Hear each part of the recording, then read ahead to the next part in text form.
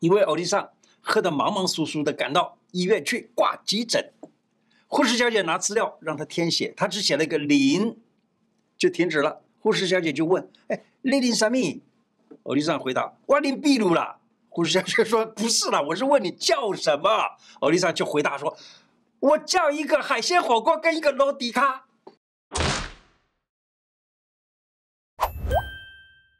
胡乃文开讲了，我是你的老朋友胡医师。有的人说台风不可怕，最怕的是这2种风：中风跟痛风。而这个痛风呢，嘿，它就是从骨头里头痛出来，痛到你想拿铁锤来敲它了。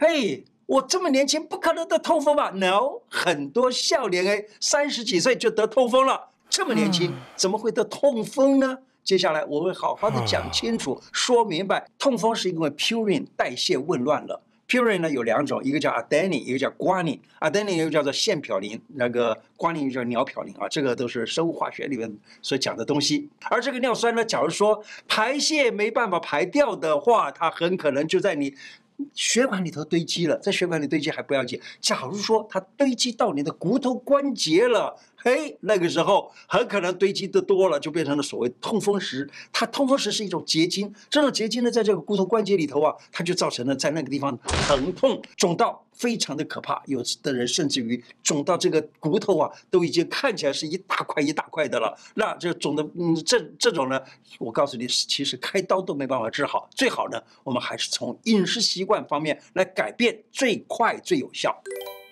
天冷吃火锅，这样吃痛风乖乖的。好，爱吃火锅没关系，教你这样吃，避免痛风发作。你知道台湾人啊，很奇怪，最近这些年来，要不就是疯烤肉，要不然就是疯火锅，一年四季都吃火锅，嘿嘿，好奇怪啊！一年四季，其实本来我们吃火锅都是在冬天的时候吃，是吧？一年四季都吃火锅，哎，甚至有人1周吃6次火锅。真把我吓坏了，看到这个统计还真有点吓人啊！其中海鲜火锅就是名副其实的痛风锅，所以甚至于我看到有招牌就写着痛风锅，哎，就这样的啊。如果可以的话，我建议害怕痛风发作的人避免吃海鲜锅，可以点一点蔬菜锅嘛，purine 含量不那么高的比较好，对不对？建议副餐选择的是白饭的就不要紧，可是呢，那个面条的话放在火锅里头，它吸附很多的火锅汤汁啊，嘿，就多吃了很多的 purine 进去，结果呢就变成痛风啊。在台式餐厅最容易就是海鲜配啤酒，生鱼片、虾、蟹，还有生的牡蛎，然后再加一杯啤酒啊，好像是绝配啊。同样是急性痛风发作起来啊，嘿，就是很容易得哦。啊，吃火锅海鲜搭配无糖饮料，或者是柠檬水或者是开水最恰当。别以为只有火锅或海鲜会害你痛风压起来。检查一下，生活中你是不是爱吃这几道菜？它们都是隐藏的元凶，香煎猪肝啊，麻油鸡胡辣啦，哈水汤啊，还有呢花生卤罗迪卡呀、萝卜呀、鸡皮啊等等啊，这些都是含 purine 很高的这个食物，要小心。吃素的人，你别以为你就逃过了啊，没那回事儿。为什么呢？吃素的人最好吃的是什么？草菇啊、芦笋啊，都是。我告诉你，这些也是含 purine 很高的食物。天天手摇椅，当心痛风上身。痛风不再是老年人的专利，越来越多的年轻人痛风了。含糖的饮料啊，喝到痛风，你知道吗？美国医学会期刊有做过这样子的研究，他说啊，每天喝500cc 的含糖饮料的人，罹患高尿酸血症的机会，你知道吗？增加多少？74%，74%啊！已经有一个病例啊，他说啊。才17岁的高中生，这么年轻就已经得痛风了。一问才知道，每天喝一杯珍珠奶茶惹的祸。痛风，痛不欲生，两汤缓解有感。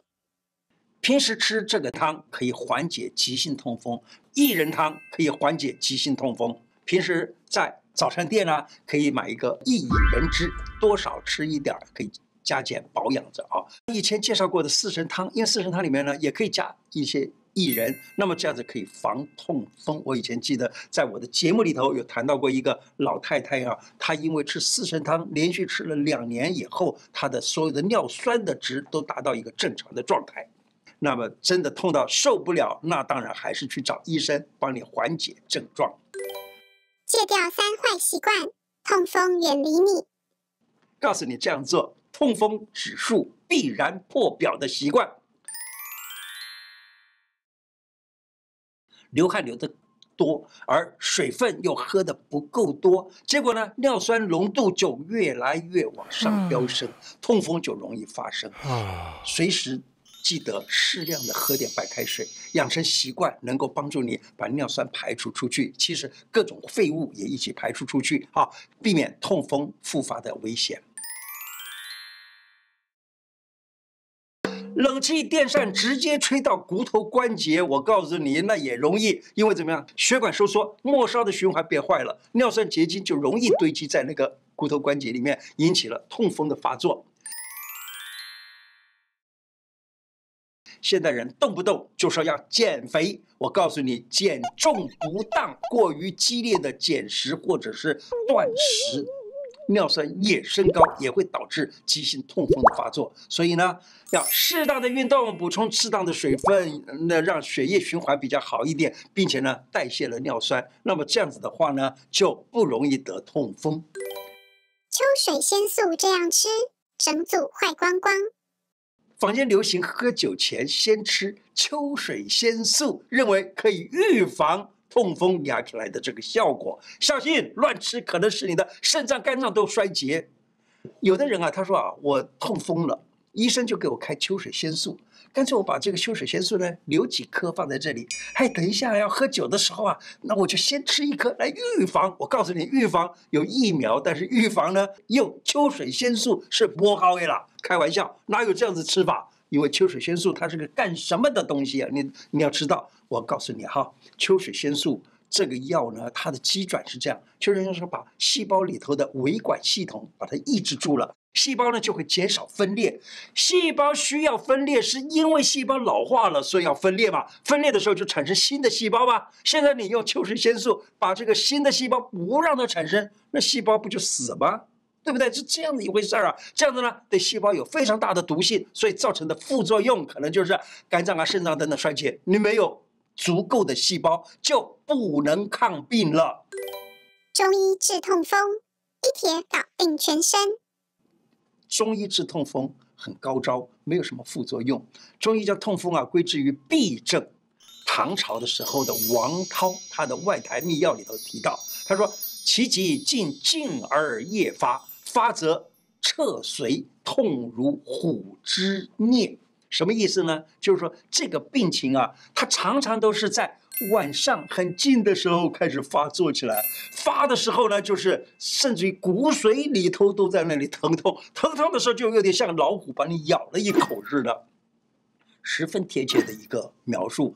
古时候的人呢，对治痛风的方法已经相当的全面，一帖就能全包。我们来看，有一个方子叫做上中下通用痛风丸，上中下，上面中间下面全部就是全包了。看名字就知道，全是上中下有痛风的问题都可以用这一帖药来吃。我们来简单的透过药的这个药理来跟大家谈一谈。它里头黄柏苍竹是消炎的，而且黄柏苍竹呢叫二妙散，它是治疗痿治疗痿是什么呢？就是肌肉有点萎缩了、疼痛了等等的这样子的一个非常重要的药，它是消炎的。